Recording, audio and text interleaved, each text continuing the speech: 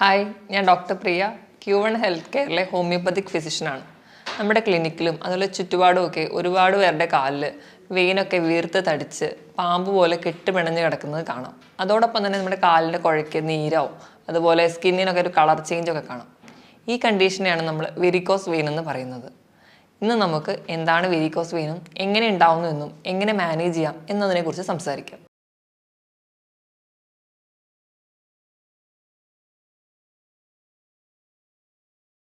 ഈ varicose vein എന്ന് പറയുന്ന കണ്ടീഷൻ കാലുകൾക്ക് മാത്രമല്ല ശരീരത്തിൻ്റെ പല ഭാഗങ്ങൾക്കും ഉണ്ടാവാം. ഇവിടെ എന്താ സംഭവിക്കുന്നതെന്ന് വെച്ചിട്ടുണ്ടെങ്കിൽ നമ്മുടെ കാലിലുള്ള അശുദ്ധ രക്തത്തെ തിരിച്ച് ഹൃദയത്തിലെത്തിക്കാനുള്ള ആ പ്രവർത്തനം നടക്കാതെ വരും. നമ്മുടെ കാലിലെ കണ്ണയിലെ മസിൽ, അതായത് സോളിയസ് എന്ന് പറയും, നമ്മുടെ രണ്ടാം ഹൃദയം എന്നാണ് അറിയപ്പെടുന്നത്. നമ്മൾ നടക്കുമ്പോഴും അല്ലെങ്കിൽ നമ്മൾ ഓടുമ്പോഴും അങ്ങനെയുള്ള എന്തെങ്കിലും എക്സസൈസുകളൊക്കെ ചെയ്യുന്ന സമയത്ത് കൺട്രാക്ട് ചെയ്യുകയും റിലാക്സ് ചെയ്യുകയും ചെയ്യുന്ന സമയത്താണ് ഈ അശുദ്ധ രക്തം ഹൃദയത്തിലെത്തുന്നത്.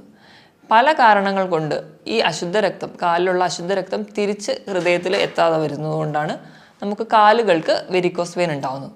എന്തൊക്കെ കാരണങ്ങൾ കൊണ്ട് നമുക്കിങ്ങനെ ഉണ്ടാകാം എന്ന് നോക്കാം. വെരിക്കോസ് വെയിൻ തന്നെ രണ്ട് രീതിയിൽ ഉണ്ടാവാം. പ്രൈമറി വെരിക്കോസ് വെയിനും secondary varicose vein. Primary varicose vein എന്ന് പറഞ്ഞാൽ ആ ഏത് ഭാഗത്താണോ ബാധിച്ചത് അവിടുത്തെ രക്തക്കൊഴലുകളുടെ പ്രശ്നങ്ങൾ കൊണ്ട് ഉണ്ടാവുന്നതാണ് പ്രൈമറി വെരിക്കോസ് വെയിൻ. ഇനി സെക്കൻഡറി വെരിക്കോസ് വെയിൻ എന്താണെന്ന് നോക്കാം. സെക്കൻഡറി വെരിക്കോസ് വെയിൻ എന്ന് പറഞ്ഞാൽ മറ്റ് കാരണങ്ങൾ കൊണ്ട് ഈ രക്തം തിരിച്ച് പമ്പ് ചെയ്യാൻ പറ്റാത്തൊരവസ്ഥയാണ് സെക്കൻഡറി വെരിക്കോസ് വെയിൻ. എന്തൊക്കെയാണ് ഈ കാരണങ്ങളെന്ന് നമുക്ക് നോക്കാം. ഒന്നാമത്തെ കാരണം നമ്മൾ പറഞ്ഞല്ലോ, കാലിലെ വണ്ണയിലെ മസിലാണ് സോളിയസ്. ഈ മസിൽ കൺട്രാക്ട് ചെയ്യുന്നതും റിലാക്സ് ചെയ്യുന്നതും വഴിയാണ് നമുക്ക് അശുദ്ധ രക്തം തിരിച്ച് ഹൃദയത്തിലെത്തുന്നത്. ഈ മസിലിന് എന്തെങ്കിലും വീക്ക്നെസ്സോ അല്ലെങ്കിൽ ബലക്കുറവോ ഉണ്ടെങ്കിൽ ഈ പമ്പിങ് പ്രോപ്പറായിട്ട് നടക്കില്ല. രണ്ടാമതായിട്ട് നമ്മുടെ വെയിനുകളുടെ ഉള്ളിൽ വാൽവുകളുണ്ട്. ഈ വാൽവുകളാണ് രക്തത്തെ തിരിച്ച് കാലിലോട്ട് വരാതെ ഹൃദയത്തിലോട്ട് തന്നെ പമ്പ് ചെയ്ത് കയറ്റിവിടുന്നത്. ഈ വാൽവുകൾക്ക് എന്തെങ്കിലും പ്രശ്നം വന്നിട്ടുണ്ടെങ്കിലും നമുക്ക് വെരിക്കോസ് വെയിനുകൾ ഉണ്ടാവും. മൂന്നാമതായിട്ട് നമ്മൾ പ്രായം ചെല്ലുമ്പോഴൊക്കെ എല്ലാ അവയവങ്ങൾക്കും ക്ഷീണം സംഭവിക്കുമല്ലോ. അതുപോലെ തന്നെ നമ്മുടെ രക്തക്കൊഴലുകൾക്ക് ഇലാസ്റ്റിസിറ്റി ഒക്കെ നഷ്ടപ്പെടുന്നത് കൊണ്ട് നമുക്ക് വെരിക്കോസ് വെയിൻ ഉണ്ടാവാം. അടുത്തതായിട്ട് അമിതവണ്ണം വരുമ്പോൾ, അതുപോലെ വ്യായാമക്കുറവൊക്കെ ഉള്ളവരിൽ കൂടുതൽ പ്രഷർ നമ്മുടെ വെയിൻസിനൊക്കെ വരും. ഇങ്ങനെ വരുന്നത് വഴി നമുക്ക് വെരിക്കോസ് വെയിൻ ഉണ്ടാവാം. അടുത്തായിട്ട് സ്ത്രീകളിൽ കൂടുതലായി കാണുന്നു. സ്ത്രീകൾക്ക് പൊതുവെ വെരിക്കോസ് വെയിൻ കൂടുതലായി കാണുന്നുണ്ട്. അതിന് കാരണം ചില ഹോർമോണൽ ചേഞ്ചാണ്.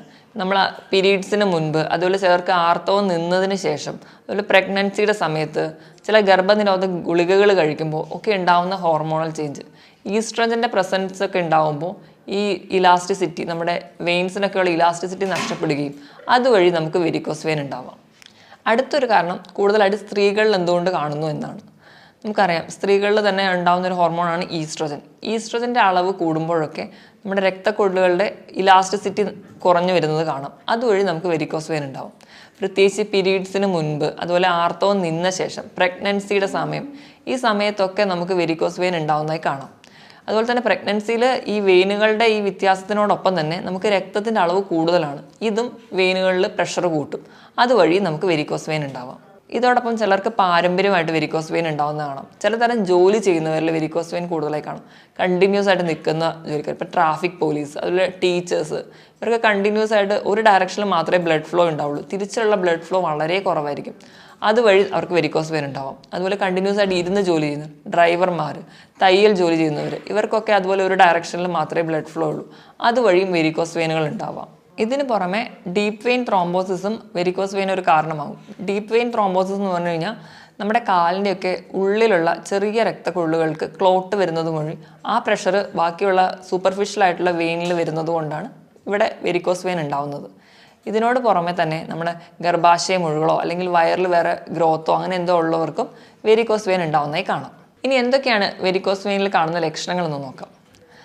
നമ്മുടെ കാലിലും അല്ലെങ്കിൽ എവിടെയാണോ ബാധിക്കുന്നത് അവിടെ ഇംപ്യൂർ ബ്ലഡ്, അഥവാ അശുദ്ധ രക്തം കെട്ടിക്കിടക്കുകയാണ്.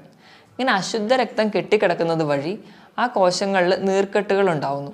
ഇങ്ങനെ കോശങ്ങളിൽ നീർക്കെട്ട് ഉണ്ടാവുന്നത് വഴി നമ്മുടെ കാലുകൾ എവിടെയാണോ ബാധിച്ചിട്ടുള്ളത് അവിടെ നീർവീക്കം കാണാം.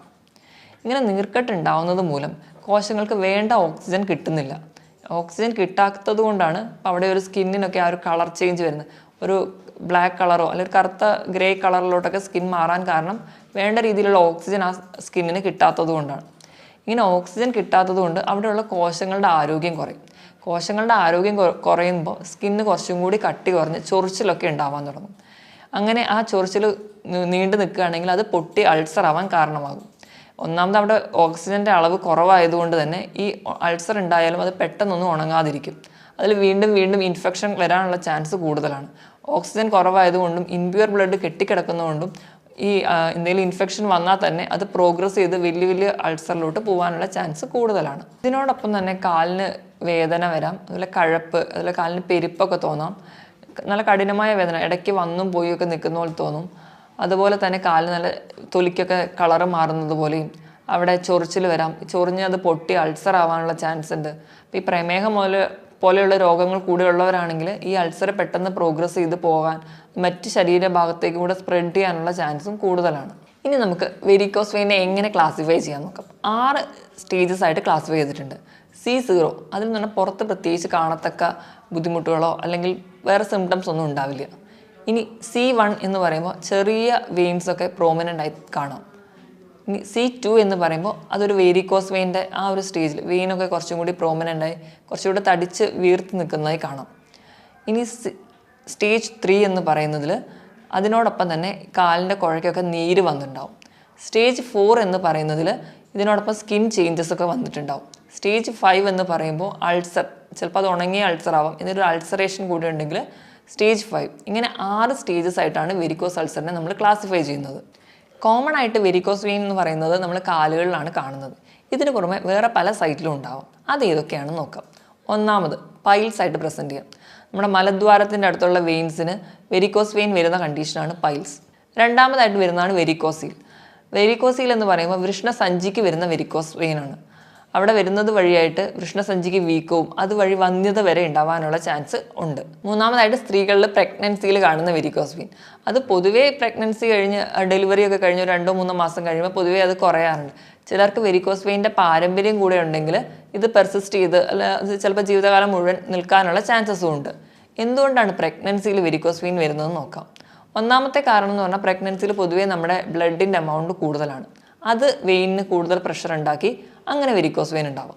രണ്ടാമതായിട്ട് നമുക്ക് ഒരു കുഞ്ഞിൻ്റെ ഭാരം കൂടി വരികയാണ്. അപ്പോൾ നമ്മുടെ അടിവയറിന് അല്ലെങ്കിൽ നമ്മുടെ അബ്ഡമനിൽ പ്രഷർ കൂടുതലാണ്. ആ ഒരു വെയിറ്റും കൂടി വരുമ്പോൾ അത് വെയിനിന് കൂടുതൽ പ്രഷർ ഉണ്ടാക്കുന്നത് വഴി നമുക്ക് വെരിക്കോസ് വെയിൻ ഉണ്ടാവാം. ഇങ്ങനെ 2 രീതിയിലാണ് പ്രഗ്നൻസിയിൽ വെരിക്കോസ് വെയിൻ ഉണ്ടാവുന്നത്. ഇത് ഒരു പരിധി വരെ നമുക്ക് കുഞ്ഞ് ഡെലിവറി ഒക്കെ കഴിയുമ്പോൾ കുറയാറുമുണ്ട്. ഇതിനോടൊപ്പം തന്നെ സ്ത്രീകളിൽ പ്രഗ്നൻസിയുടെ സമയത്ത് യോനി ഭാഗത്തും വെരിക്കോസ് വെയിൻ കാണാറുണ്ട്. ഇതും ഡെലിവറിക്ക് ശേഷം പൂർണ്ണമായിട്ടും മാറുന്നതായി കാണാം. ഇനി നമുക്ക് വെരിക്കോസ് വെയിൻ തന്നെയാണോ ആ കണ്ടീഷൻ എന്ന് കൺഫേം ചെയ്യാൻ വേണ്ടിയിട്ട് എന്ത് ഇൻവെസ്റ്റിഗേഷൻ ചെയ്യണമെന്ന് നോക്കാം. അതിനായിട്ട് നമ്മൾ ചെയ്യുന്നതാണ് ഡോപ്ലർ സ്കാൻ. ഡോപ്ലർ സ്കാൻ ചെയ്യുന്നത് വഴി വെയിൻ്റെ കണ്ടീഷൻ നമുക്ക് പഠിക്കാം. അത് സൗണ്ട് വേവ് പാസ് ചെയ്തുകൊണ്ട് നമുക്ക് രക്തത്തിൻ്റെ ഒഴുക്ക് എങ്ങനെയാണ്, എന്തെങ്കിലും ക്ലോട്ട് ഉണ്ടോ, അതുപോലെ അവിടുത്തെ വെയിൻസിലുള്ള വാൽവിൻ്റെ ഫങ്ഷനിങ് എങ്ങനെയാണ്, ഇതൊക്കെ തിരിച്ചറിയാൻ പറ്റും. അതുവഴി നമുക്ക് എന്താണോ പ്രശ്നം അതിനെ നമുക്ക് മാനേജ് ചെയ്യാനും പറ്റും. ഇനി നമുക്ക് വെരിക്കോസ് വെയിനെ എങ്ങനെ മാനേജ് ചെയ്യാമെന്ന് നോക്കാം. നമ്മൾ ആദ്യമൊന്നും വെരിക്കോസ് വെയിനെ വലിയ കാര്യമാക്കി എടുക്കില്ല. കുറച്ച് പ്രോഗ്രസ് ചെയ്യുമ്പോഴായിരിക്കും ഒരു ട്രീറ്റ്മെൻറ്റിൻ്റെ ആവശ്യകതയെക്കുറിച്ച് ചിന്തിക്കുന്നത്. അപ്പോൾ നമ്മൾ ചെല്ലുമ്പോൾ ഡോക്ടർ പറയും സർജറി ചെയ്താൽ മതിയെന്ന്. സർജറി ചെയ്യുമ്പോൾ ചിലപ്പോൾ അപ്പോൾ ഒരു താൽക്കാലികമായ ഒരു ആശ്വാസം മാത്രമേ കിട്ടുള്ളൂ. ഉടനെ തന്നെ അത് അടുത്ത വെയിനെ എഫക്റ്റ് ചെയ്യുന്നു. ഇങ്ങനെ കണ്ടീഷൻ മാറിക്കൊണ്ടേയിരിക്കും. അതുകൊണ്ട് നമ്മൾ ഈ സർജറി ചെയ്താലും ചെയ്തില്ലെങ്കിലും അതിനോടൊപ്പം തന്നെ നമ്മുടെ ലൈഫ് സ്റ്റൈലും കുറച്ച് മോഡിഫിക്കേഷൻസ് ഒക്കെ നടത്തണം. എന്തൊക്കെയാണ് അതെന്ന് നോക്കാം. ഒന്നാമതായിട്ട് നമ്മുടെ വണ്ണം കുറയ്ക്കുക. ഈ വെരിക്കോസ് വെയിൻ ഉള്ളവർക്ക് ആ ഒരു പ്രഷർ കുറയ്ക്കാൻ വേണ്ടി തന്നെ വണ്ണം കൺട്രോൾ ചെയ്യുക. അതിനുവേണ്ടി നമ്മൾ അന്നജ അടങ്ങിയ ഭക്ഷണങ്ങളും കിഴങ്ങ് വർഗ്ഗങ്ങളും മധുരങ്ങളും ട്രാൻസ് ഫാറ്റ് അടങ്ങിയിട്ടുള്ളതും കൊഴുപ്പും എണ്ണയും അടങ്ങിയ ഭക്ഷണങ്ങൾ പൂർണ്ണമായും ഒഴിവാക്കണം. മിക്കവാറും ഈ വെരിക്കോസ് വെയിൻ ഒക്കെ ഉള്ളവർക്ക് മലബന്ധം ഉണ്ടാവുന്നതായി കാണാം. അത് ഒഴിവാക്കാൻ കൂടിയായിട്ട് നമുക്ക് ഫൈബർ അടങ്ങിയിട്ടുള്ള ഭക്ഷണങ്ങൾ കൂടുതലായിട്ട് കഴിക്കുക. അതിനായിട്ട് ഫ്രൂട്ട്സും വെജിറ്റബിൾസും കൂടുതലായിട്ട് നമ്മുടെ ഭക്ഷണത്തിൽ ഇൻക്ലൂഡ് ചെയ്യണം. ഇനി നമുക്ക് എന്തൊക്കെ ഭക്ഷണം കഴിക്കണം എന്ന് നോക്കാം. നമ്മൾ കൂടുതലായിട്ടും പറഞ്ഞ പോലെ ഫ്രൂട്ട്സും വെജിറ്റബിൾസും ഒക്കെ കഴിക്കുക. അതിനോടൊപ്പം തന്നെ omega-3 ഫാറ്റി ആസിഡ് അടങ്ങിയിട്ടുള്ള ഭക്ഷണങ്ങൾ കൂടുതലായി കഴിക്കുക. നട്ട്സും ചെറിയ മത്സ്യങ്ങൾ, മത്തി, ചൂര, അയല പോലെയുള്ള മീനുകളൊക്കെ കഴിച്ചതിന് വഴി നമുക്ക് നമ്മുടെ വെയിൻസിന് കുറച്ചും കൂടി സപ്പോർട്ട് കൊടുക്കാം. അതുപോലെ തന്നെ നമ്മൾ കഴിക്കേണ്ടതാണ് പ്രോട്ടീൻസ്.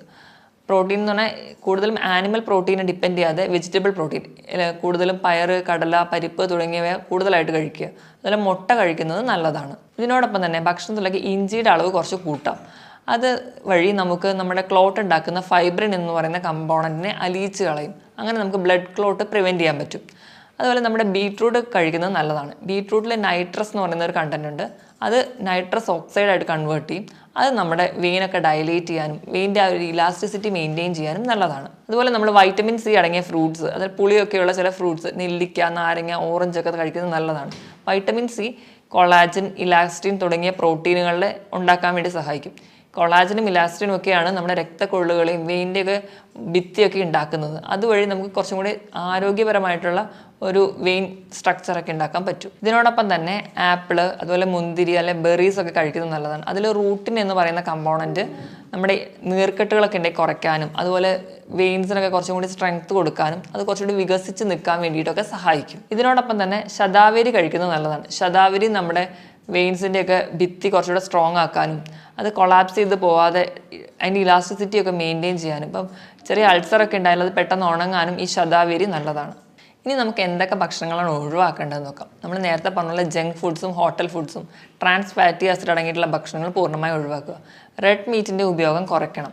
അതുപോലെ തന്നെ ചിലർക്കൊക്കെ ഈ ഗ്ലൂട്ടൻ അതുപോലെ പാൽ ഉൽപ്പന്നങ്ങളോടൊക്കെ അലർജി കാണാം. അപ്പോൾ ഈ അൾസറൊക്കെ ഉണ്ടെങ്കിൽ ഇത് കൂടി കഴിച്ചു കഴിഞ്ഞാൽ അത് കുറച്ചുകൂടി വേഴ്സൺ ചെയ്യും. അൾസറൊക്കെ കുറച്ചുകൂടി സ്പ്രെഡ് ആവാൻ കാരണമാവും. അതുകൊണ്ട് ഇങ്ങനെ അൾസറോ അല്ലെങ്കിൽ വെരിക്കോസ് വെയിൻ ടെൻഡൻസി ഉള്ളവർ ഗ്ലൂട്ടൻ അടങ്ങിയിട്ടുള്ള ചപ്പാത്തി അതുപോലെ ഓട്സ് ഒക്കെ കുറയ്ക്കുക. അതുപോലെ പാൽ ഉൽപ്പന്നങ്ങൾ കുറച്ച് വേണം ഉപയോഗിക്കാൻ.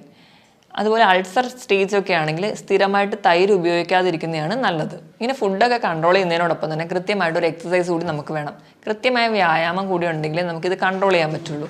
ഇപ്പോൾ വെരിക്കോസ് വെയിനൊക്കെ നല്ല ബുദ്ധിമുട്ടുള്ളവരാണെങ്കിൽ കഠിനമായ വ്യായാമം ചെയ്യാതെ രാവിലെ കുറച്ചൊക്കെ ഒരു നിരപ്പായ സ്ഥലത്തൂടെയൊക്കെ നടക്കാൻ വേണ്ടി ശ്രദ്ധിക്കുക.